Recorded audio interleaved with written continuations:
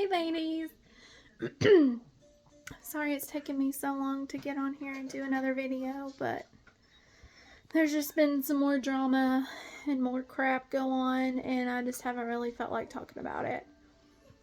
Because this one just like tops the cake. This one just tops the cake.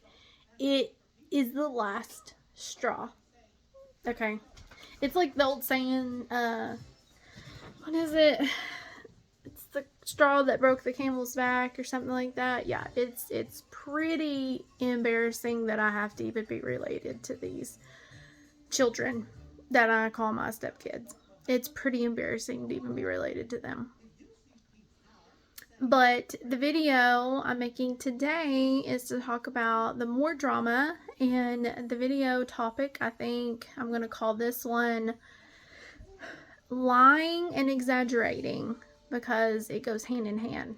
Because I think exaggerating is like a little white lie, and just a lie is a lie. And I know some of you are like, oh, that's the same thing. A white lie and a lie is the same thing. But like, exaggeration is like to make it bigger than it is. And, well, I guess that's not a good example. Well, we'll just jump into it, and you'll understand. You'll see what I'm talking about. But today, I just wanted to hop on here and just vent, I guess.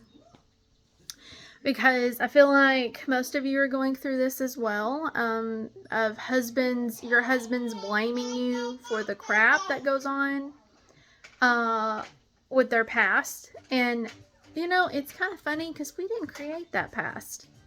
It's not our fault that it's stupid and crazy and dumb. It's not our fault that it's full of drama either. But we sure do get blamed for it. But we didn't create it. So, where do I begin? And if you hear my son in the background, I'm sorry, but he's playing, and so he might be a little loud, but bear with me. So my husband, decided that he was going to blame me for what's happening with his children. And he said some really hurtful things to me. Like, one of the things I posted on one of my stepmom pages is my husband told me that he rethinks his decision about marrying me, which is pretty much telling me he regrets marrying me because of the drama that his baby mama and his kids start. They're the reason why that they have drama. She is the reason why there is drama, not me. I didn't create those children. They're not my problem anymore. I am washing my hands of it. I have tried for 5 years to be grown up about it, to step back. I've tried nachoing. I've tried being a parent. I've tried kind of being in a gray area. Nothing works, and I'm just tired of it. I wash my hands. When they're here, they're not my problem. I don't care.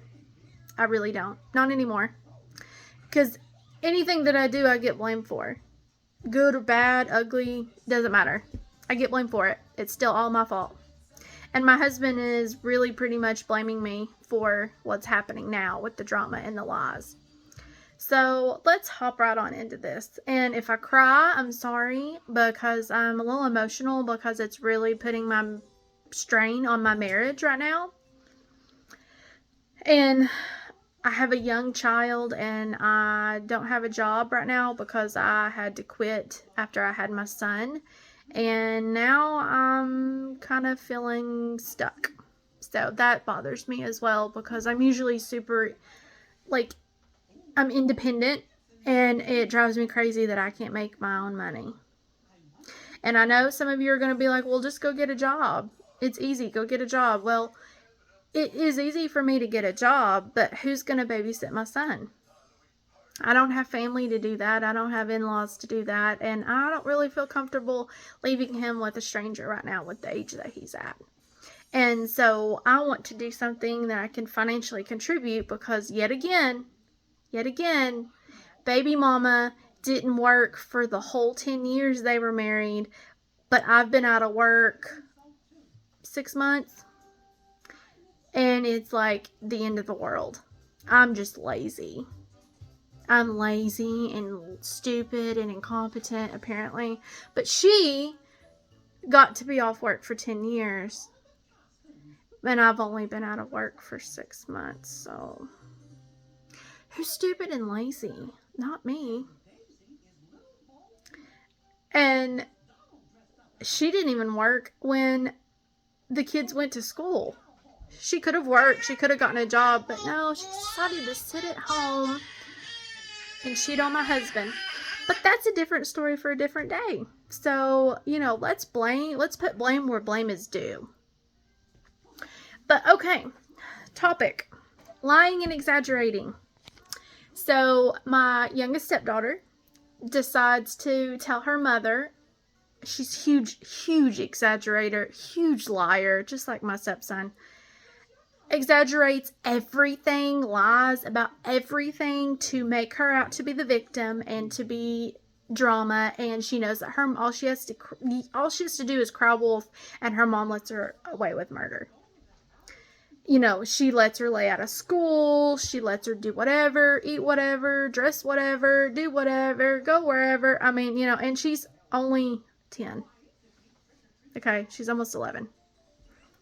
So it's pretty pathetic it's pretty pathetic, the situation. But I'm the victim. I am lazy and evil, and she's the victim. Okay.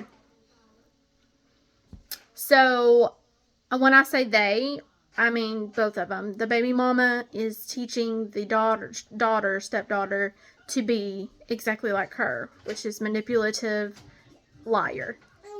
Lazy manipulative liar, because that kid don't do anything. She's not in sports. She's not in activities. She don't do nothing. She is lazy, just like her mother. All of them are. All three of them are. But this story is about the youngest one, because this is the drama I'm going through. So then she goes, okay, well, she goes and tells her mother this huge exaggeration. Huge. And, my husband says it's an exaggeration, but I think it's a big fat lie, because it didn't happen. That's not what I said, but she took it out of context, because she's really good at that. She's really good at taking something somebody said and turning it into something bigger. And by telling, her mom just makes something that's the size of an ant into the size of a mountain.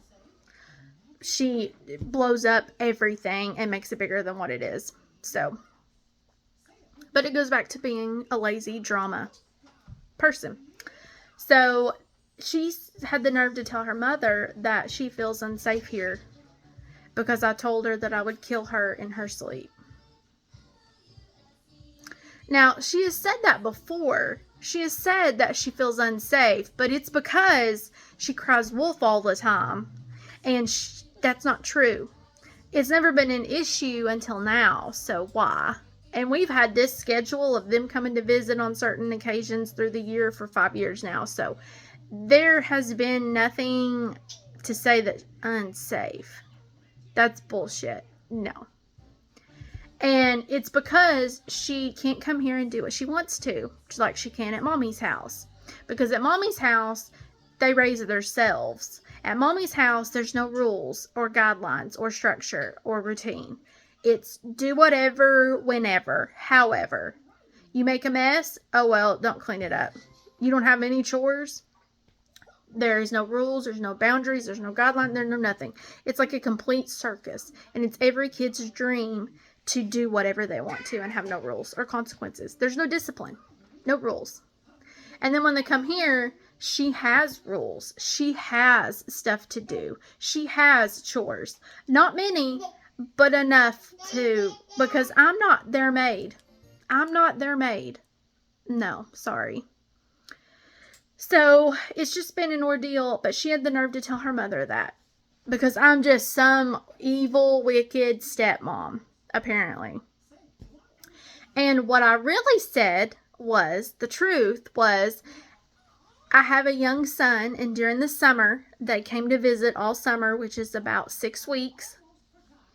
And they were here, and unfortunately, I was responsible for all 3 kids. The realistic me was like, I'm just going to take care of my son, and my husband can make arrangements for the other 2 if they want him here.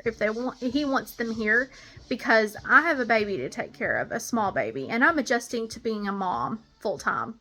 I'm adjusting to a new baby being in the house, and I'm not sleeping very well. So, and I can't function on not sleeping. Like, I have to have sleep to function. Anything else, I'm good.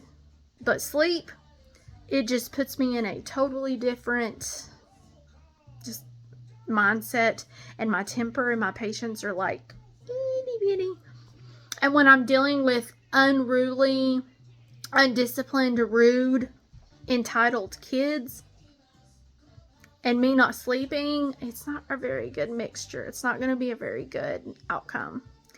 And then, my son's not sleeping. He didn't sleep. He was young, like younger than he is now. He was little when they were here. So it was just kind of like, why me? But okay, I'll do it for my husband.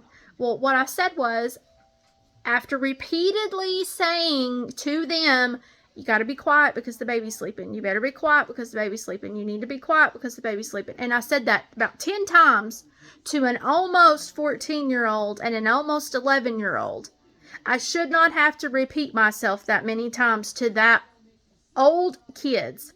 They're teenagers almost. Actually, the middle one is a teenager now, but the youngest one is almost a teenager. That request is very simple, and I should not have to ask that many times.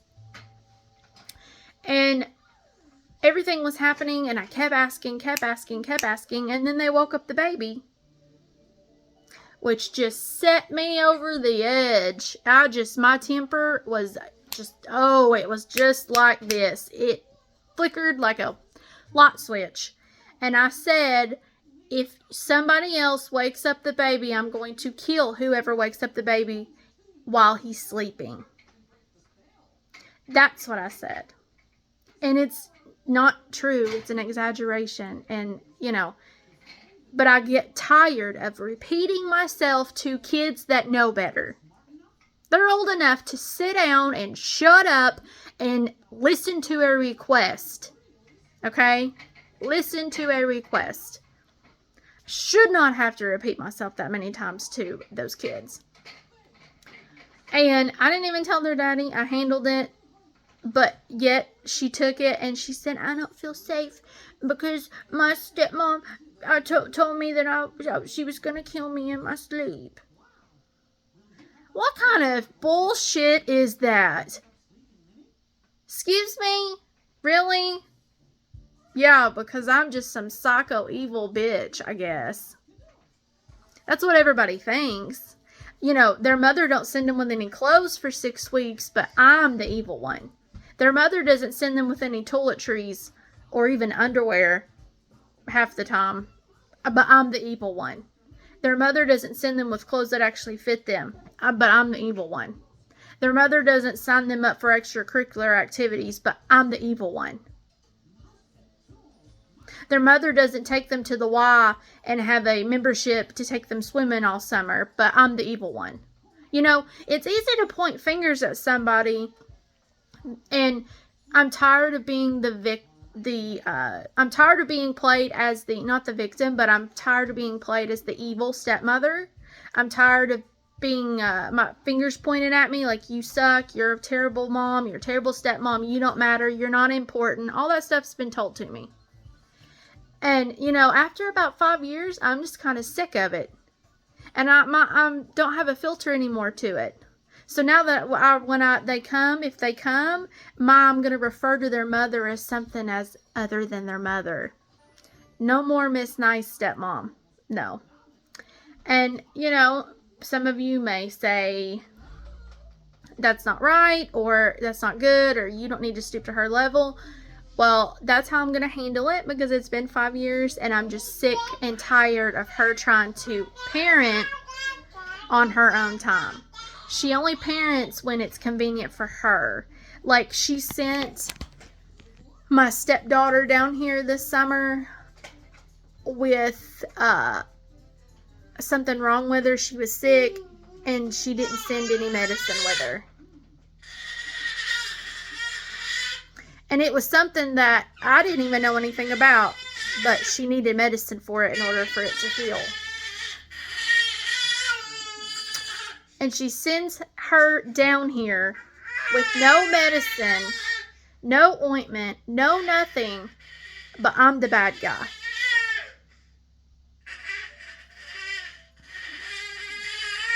I'm sorry for my son in the background. He's being a little loud. So it's just kind of like, why do you point fingers at the stepmom? Why are we always the easy target in every story? Why do we always get blamed for everything? We didn't create the past. We didn't create them. We didn't raise them to be complete morons. That's not our fault or our problem. But apparently it is. It's really easy to be blamed for other people's shit, ain't it? And it really just irks me and irritates me that I get blamed for everything. Good or bad, everything. And I'm just washing my hands of it. I don't care anymore. And I pray and I pray and I pray. And, I know prayer doesn't happen like that. Prayer, sometimes it happens, sometimes it doesn't. And it always happens in God's timing, though.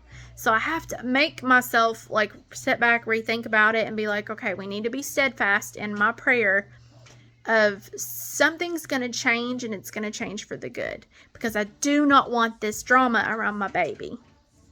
And because I didn't create it, I didn't want it, I don't tolerate it. No. And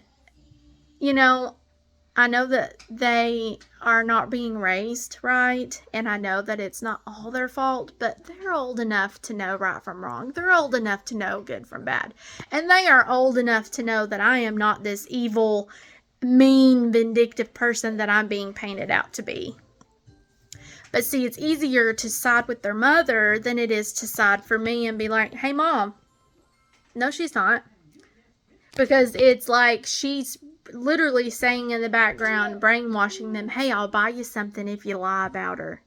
Hey, I'll buy you something if you don't go. Yeah, it's happened before. But this time, my husband's actually blaming me for her bad parenting, for her bad decisions. Because it's just apparently all my fault, and nobody says anything to her. Nobody calls her out on her bullshit. Nobody holds the kids accountable for lying. It's all a big crap. It's all crap. And I just don't want that drama around my son, because I live a drama-free life. Me and my son, we have a great routine. I'm adjusting to motherhood really well. And I just cannot believe it's gotten this bad. And that story, my last posted of me harming her, is not true. I never hurt those kids. The only thing I've ever done to them is hug them. That's it. And I don't even do that anymore. It'll be okay. Hey, it'll be okay. It'll be okay. It'll be good. Hold on. And all I've ever done is hug those kids, but I don't even do that anymore because I can't trust them. They lie. They lie way too much for me to trust that. I don't even kiss them goodnight. I don't hug them goodnight. I don't tuck them in. I don't do anything anymore because they have really just, once you lose my trust, it's gone.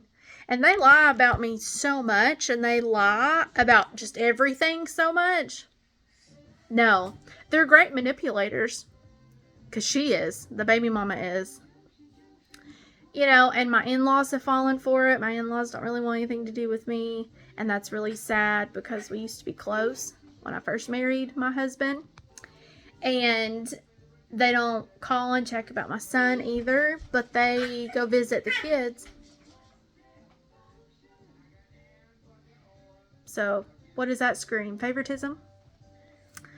They don't even like any of my photos I post of my son.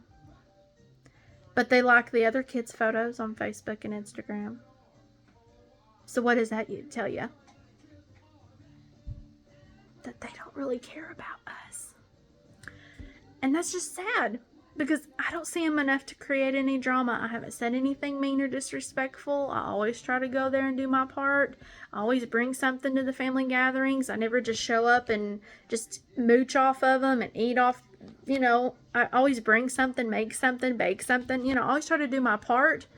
I never just show up and eat and leave. That's just rude. But I'm evil, remember? I'm evil. It's all my fault. I don't know why we're depicted as stepmoms to be this way, but we are. So I just wanted to just say, you're not the only one in this, ladies.